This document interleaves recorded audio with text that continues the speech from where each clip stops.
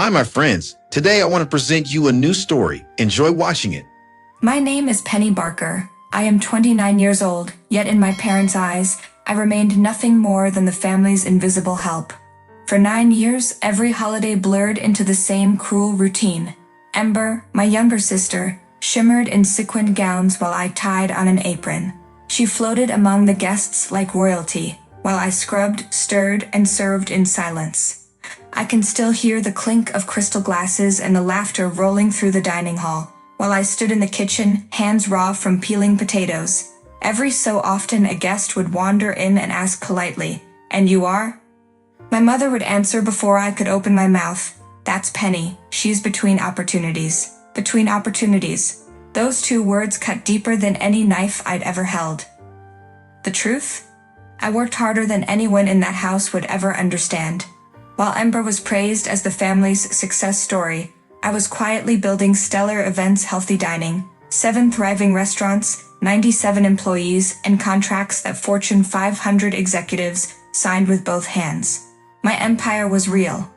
But in this house, I was invisible. One night, as I carried a tray of hors d'oeuvres past the living room, I heard Ember's voice ring out. "Penny doesn't mind cooking, she's good at being useful." Guests laughed. My father chuckled, topping up their wine. My cheeks burned, and for a moment, I thought I'd dropped the tray. Later, when the crowd thinned, I whispered to my mother, "Why do you always introduce me like that? You don't even ask what I do." Her eyes flicked over me, sharp and dismissive. "Because you don't have Ember's shine, darling. She represents us. You help." I turned away quickly, but the tears came anyway, hot and humiliating. I cried not because of her words, they were familiar, but because I realized she believed them. My trophies sat boxed in the basement. My books, my awards, my life's work erased to make room for Ember's designer shoes. The message was cruelly clear. One daughter was an investment, the other expendable. But in that silence, as I wiped my eyes and steadied my breath, something hardened in me. I swore I would not be their servant forever. Christmas Eve was Ember's grand performance. Our parents turned the house into a stage where she shone brightest, and I worked behind the curtain unseen. Guests streamed in, their coats whisked away by me before I hurried back to the kitchen.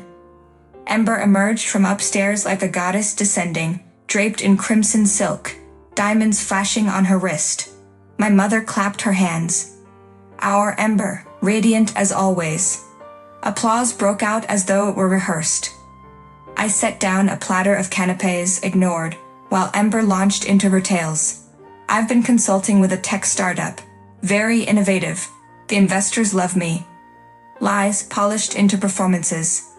I knew the truth. She hadn't held a steady job in 2 years. Yet my father beamed, proud of his prodigy. One guest leaned toward me as I refilled his glass. "And what do you do, Penny?"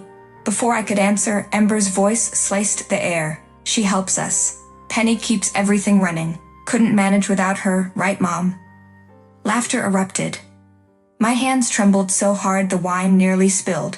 I swallowed the lump in my throat and forced a smile, but inside, something broke. Later, while clearing plates, I overheard Ember whispering to my mother about the evening's highlight. "Ralph Johnston will be here. The CEO of Skyline Hospitality Group. Imagine if he saw how perfect we are." My mother's eyes glittered. "That's why Penny must prepare everything flawlessly. We can't afford embarrassment." Their words stung like acid. Not once did they wonder if I had my own ambitions, my own dreams. To them, I was a tool. Useful but voiceless. I stood there, clutching dirty dishes, tears blurring the lights of the dining hall.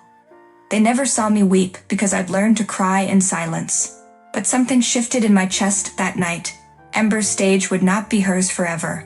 One day I swore I would step into the light, and when I did, they would have no choice but to see me.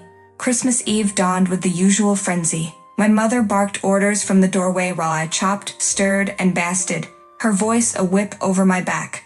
"Remember, Penny, this meal must be unforgettable. Ember's reputation depends on it. Ralph Johnston is coming tonight." The name was heavy, like a crown I was expected to polish for someone else. Ralph Johnston, the CEO of Skyline Hospitality Group, a man whose signature could launch careers. My parents wanted Ember to dazzle him, while I played the silent servant in the wings. But that morning, my phone buzzed with an email that changed everything. A last-minute meeting in Los Angeles. The proposal. A $2.7 million partnership for Stellar Events Healthy Dining. My company. My dream. The chance I had built in secret, brick by quiet brick. My hands shook as I read it, heart racing. If I went, I would abandon the feast. If I stayed, I would abandon myself. At noon, my mother stormed into the kitchen. Why is the roast not in the oven yet? Time is slipping, Penny. I set down the knife and met her eyes. I won't be here tonight. Her face hardened. What nonsense is this? I have a meeting in Los Angeles. It matters more than this dinner. She laughed, sharp and cruel. More than your family? More than Ember's future. Don't be ridiculous. Tears threatened, but I refused to bend. I've given you 9 years. Tonight I choose me. The silence after my words was louder than any scream. My mother's lips parted, but no sound came. For the first time, she looked at me not as a servant, but as a stranger she no longer controlled. That evening, while the table at home sat half-prepared and Ember waited in her gown, I boarded a plane to Los Angeles. My heart ached with both fear and freedom. The feast would be empty without me, but so would I if I stayed. While my family's house filled with restless guests and the smell of burnt garlic bread, I stepped into the glass towers of Los Angeles with trembling hands. The lobby shimmered with marble floors and gold accents, yet I carried myself taller than I ever had at home. For once, I was not Penny the servant, I was Penny Barker, CEO of Healthy Eating. The meeting with Skyline Hospitality Group's board was everything my mother would have deemed too big for me. Yet as I spoke, my voice grew steady. I unveiled menus crafted for health-conscious executives, shared success stories from our 7 restaurants, and laid out projections that made their eyes widen. At the head of the table sat Ralph Johnston himself, the man my family had worshipped from afar. He listened in silence, his hands steepled, until I finished. Then he leaned forward. Miss Barker, I came to your parents' home tonight 4 hours ago today expecting a flawless dinner. Instead, I was served chaos, pizza boxes, and overcooked spaghetti with ketchup.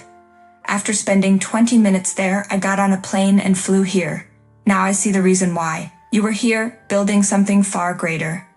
My throat tightened. I couldn't keep living in the shadows. Ralph smiled. Warm. Approving. You're not a shadow. You're the reason Skyline wants this partnership. We don't invest in pretenders. We invest in visionaries. And you, Penny, are a visionary. The contract slid across the table. My signature sealed it. $2.7 million, national recognition, and a future I had carved with my own hands. On the flight home, tears streamed freely. Not from sadness, but from release. The weight of 9 years lifting at last. I pictured Ember in her gown, my parents scrambling to explain why their star couldn't save the evening. For the first time, it wasn't my burden. When the Forbes article broke days later, from MAID to CEO, Penny Barker's Riz, the world learned what my family had tried to bury. And they could no longer pretend I was invisible. The next Sunday, I returned to my parents' house, not as their servant, but as someone they could no longer ignore. The air was thick with shame. Ember sat pale, scrolling endlessly on her phone, as if she could erase the Forbes article. My father cleared his throat, voice brittle. Penny, we misjudged you. Perhaps we could start over. My mother added softly, we only wanted what was best. Ember was our pride, but you've become something we never imagined. I met their eyes steady. You didn't misjudge me, you erased me. For 9 years I was your maid, not your daughter. Now the world knows who I am. And so do you. Ember's lip quivered. I didn't mean to hurt you. I just needed the spotlight. I almost pitied her, but the wound was too deep. If you want me in your lives, it begins with truth, not performance. For once, silence filled the room. Not the silence of dismissal, but of recognition. I stood, my voice calm and unshakable.